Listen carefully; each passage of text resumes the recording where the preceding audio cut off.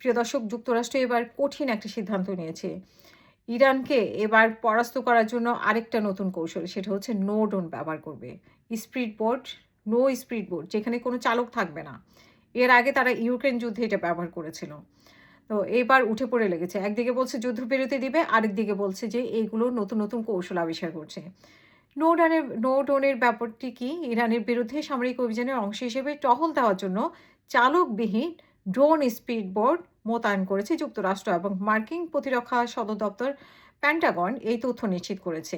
এই প্রথমবারের মতো ওয়াশিংটনে কোনো সক্রিয় যুদ্ধে এই ধরনের নৌযান ব্যবহার করার কথা তারা প্রকাশ করেছে। এর আগে করেছে কিনা তা তারা প্রকাশ করেনি। এই ড্রোন বোটগুলো নজরদারির পাশাপাশি আত্মঘাতী হামলার কাজেও ব্যবহার করা যেতে পারে। গত বছর রয়টার্সের এক প্রতিবেদনে বলা হয়েছে যে চালকবিহীন নৌবহর তৈরির ক্ষেত্রে মার্কিন নৌবাহিনী বেশ বেগ পেতে হয়েছে, বাধার সম্মুখীন হয়েছে। বাট এখন মনে হয় তারা সক্ষমতা অর্জন করেছে যার জন্য। তবে এখন পর্যন্ত ব্যবহার করা হয়েছে কিনা সেই তথ্য পাওয়া যায়নি। তারা ব্যবহার করবে এমনটাই আ নৌ ড্রোন স্পিডবোট ব্যবহার করবে এমনটাই বলা হচ্ছে।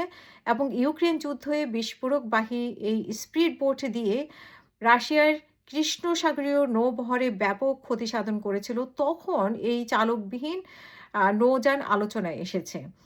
এই ১ মাসের এই যুদ্ধে ইরানও কিন্তু আ মানে সমুদ্র ড্রোন, সি ড্রোন ব্যবহার করেছে। যেটা যুক্তরাষ্ট্র এবং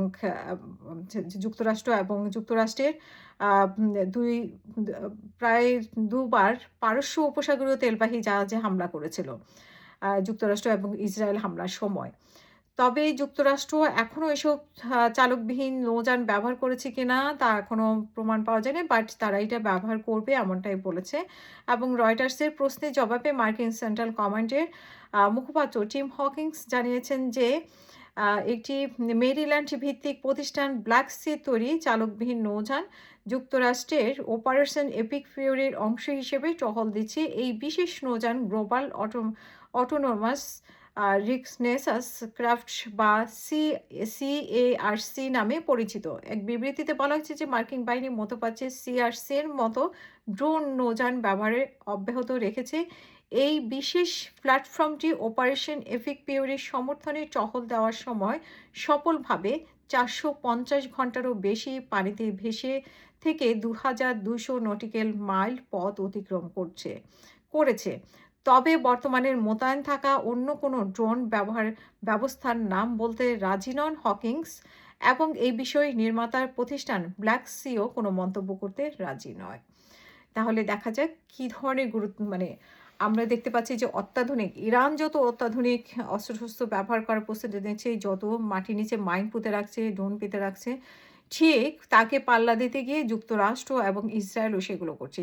কোনো ক্ষেত্রে দেখা গেছে যে ইসরায়েল ড্রোন মারছে, নাম পড়ছে আ ইরানের। এরকমও এক ধরনের ছলচাতুরির আশ্রয় নিচ্ছে। সো আমাদের সঙ্গেই থাকুন পরবর্তী নিউজের জন্য।